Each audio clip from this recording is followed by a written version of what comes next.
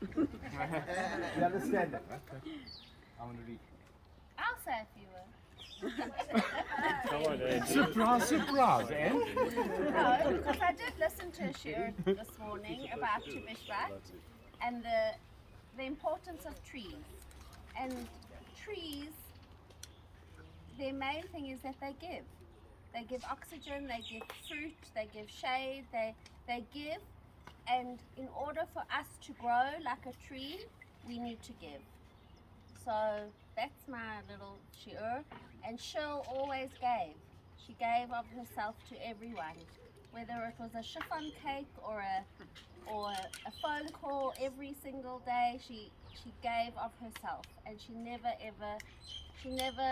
wanted for anything. She only wanted to give. So that's for my Shirley.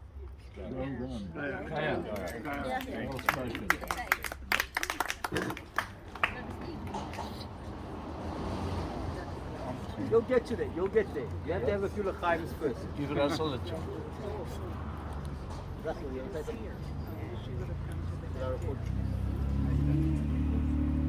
It's just, we, like the rabbi said, Becky thought there might be a few people here, 10 or whatever. So we only bought 20 barekas, so if there's not enough, we're really sorry. We can make some more. And Shirley might be upset about that because she fed everyone. She overcated. Yeah, she overcated. Not a teigla. And there's no teigla today. Not one inside, right? Where's the mice a teigla? Yeah. And that's exactly what Andy said, that she just gave, and that was the beautiful thing about Shirley. Sometimes she called a bit too many times in the day.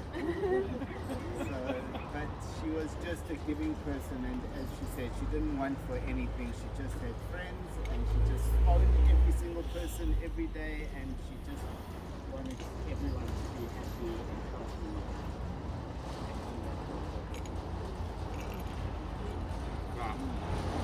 I just wanted to say something on behalf of our committee. You know, when I look around this space, I mean, we've been all here in Victory Park for 50 odd years, and 60. I've been 59 now. I mean, it's amazing, and really, I think if there's one thing to tell the kids, this atmosphere that you see here, 50, 60 years of Jewish community living in this neighborhood, and we just, so many kids have married, it's been such a good community, and people have gone so far, in business, in all kinds of careers, and it's really, this is what Yiddishkeit is about. This is really why we so much, and the Cotton family have been like really, through the generations, an absolute symbol of mensch, 100%. And it's fantastic that this is going to be another 50-year-old tree that's coming here.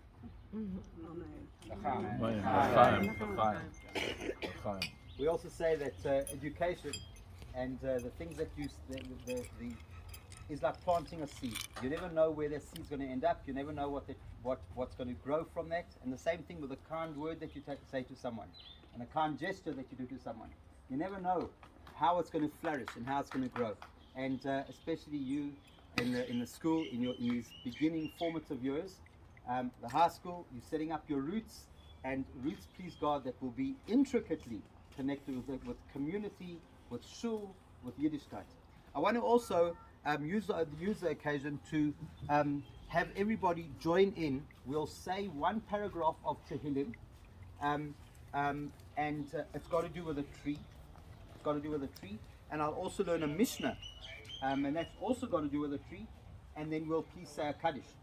And I just think that that's another way of honoring Shirley, and also giving a Torah significance to this, let's call it Hakel gathering, a special time together during the year straight after the Shemitah, which has got to do with trees as well, and farming.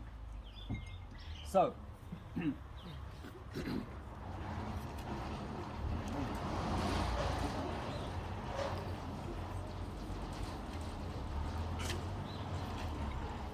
know, there's so many analogies that we can learn from a tree. And on the one hand, you might say that maybe we're just being too poetic. But the truth is that the Torah itself compares the man, compares human beings to a tree. It's a straight out pasuk in the book of Dvarim. It warns us against chopping down a tree when we form a siege against a city. And it says what? Adam eitz hasadeh, is man the tree of a field that you're now chopping down the tree? Right? Be careful, says the Torah, that you might lay siege against a city, but don't chop down the trees. And because man is compared to the tree. So it's not just poetic license to compare and to learn lessons from the tree. The Torah itself makes those comparisons. And here's a comparison that the Mishnah makes, and I think it's relevant to us as well, in terms of learning, in terms of growing, in terms of how to translate our Judaism into action. Ezra. Is he shy? Jeff? Okay.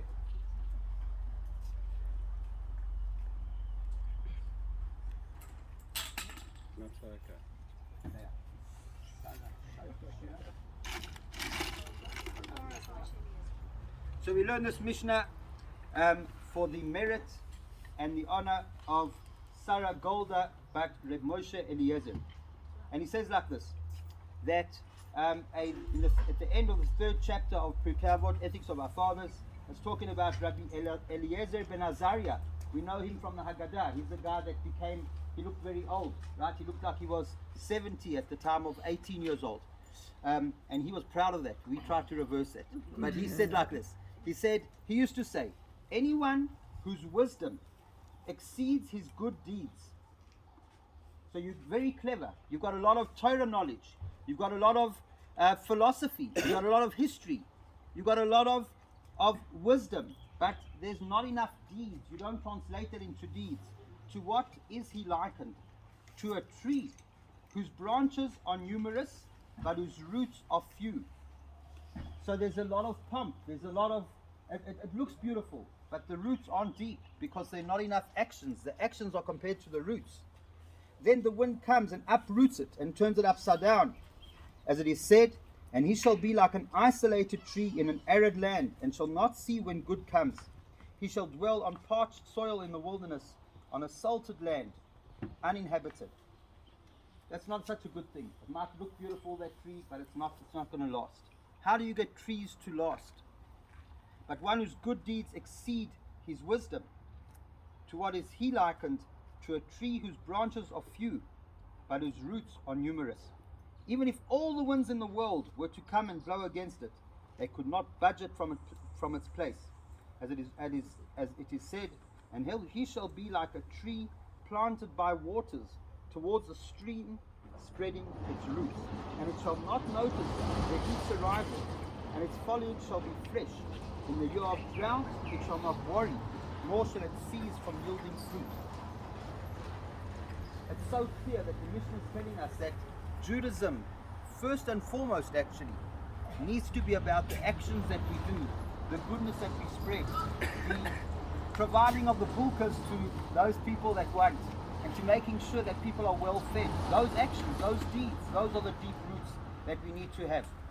So that's the Mishnah. And now I want to say together with you one word at a time. You'll follow after me.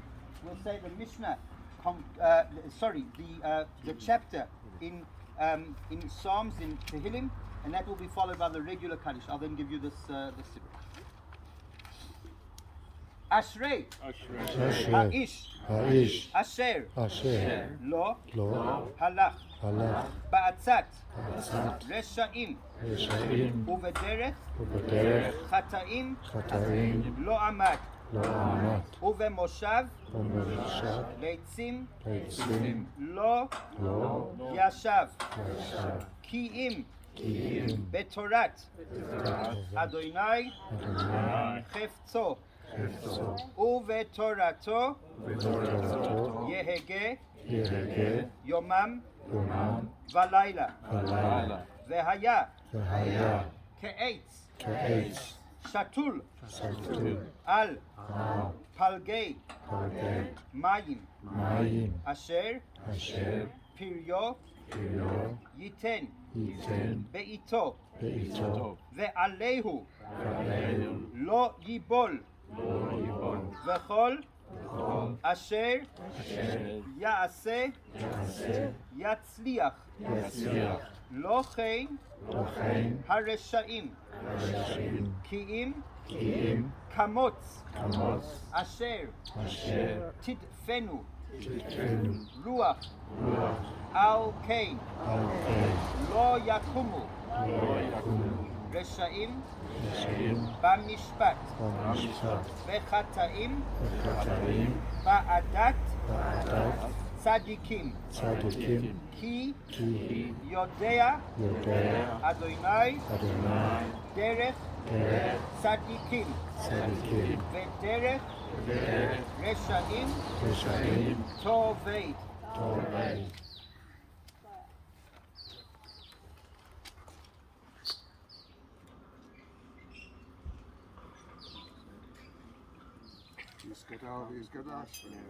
אמן.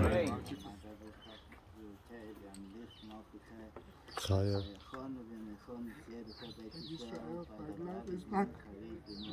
אמן. יעיש מהרה ומבורך לעולם ולעולמי עולמיה.